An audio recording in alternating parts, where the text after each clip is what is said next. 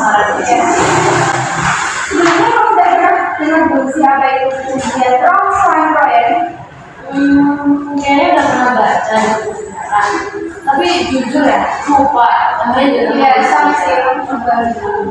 Tapi perjanjian Rompang-Royen itu apa sih? Namanya juga kok aneh banget ya. Rompang-Royen.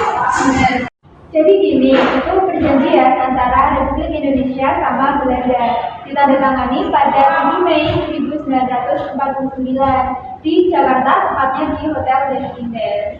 Oh, jadi bukan di luar negeri ya? Bukan. Terus kok namanya tuh kayak gaul banget tuh kalau kita lihat-lihat gitu. Kenapa namanya itu kayak Rompang-Royen ya di luar negeri?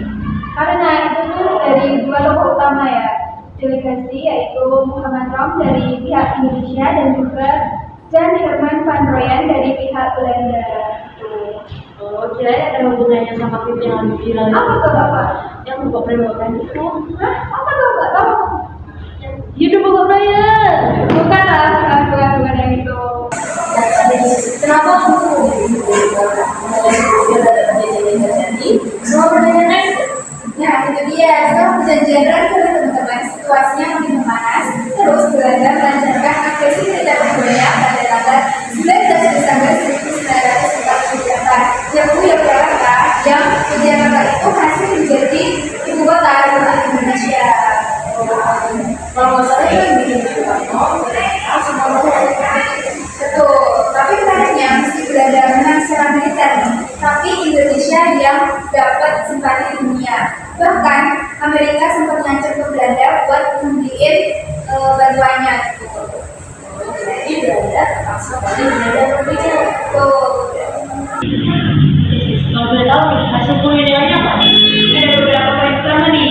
Yang pertama, Republik Indonesia setuju buat menghentikan perang dunia teman-teman. Yang kedua, Republik Indonesia wajib dalam ikut konferensi meja bundar di Den Haag. Yang ketiga, pemerintahan Republik Indonesia dikembalikan ke Yogyakarta. Yang keempat, Belanda harus stop operasi militer dan bebasin para tahanan. Yang terakhir, Belanda janji buat gak bikin negara-negara federal baru teman-teman. Kalau dari berdasarkan Itu banyak. Nggak sepenuhnya sih. Belanda itu licik ya.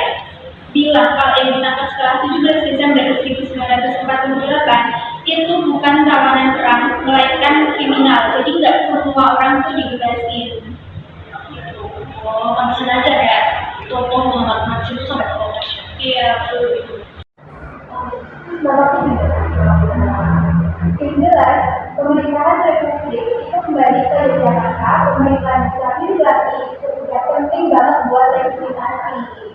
Oh, jadi itu kayak jembatan menuju konferensi ya.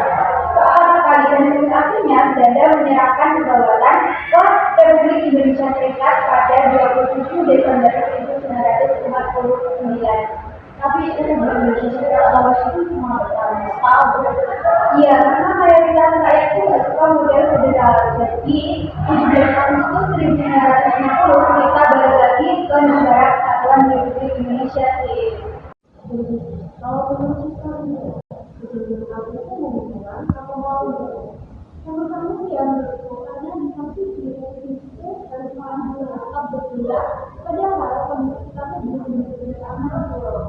Karena itu langkah krusial untuk menambah kedaulatan. Betul, jadi tentang yang dilakukan oleh bilang yang paling penting kita Terus secara hal benar-benar kita bahwasannya atau bahwa itu bukan cuma lewat senjata, tapi juga lewat perjuangan Nah, itu dia cerita detail tentang perjanjian Rompang-Royen.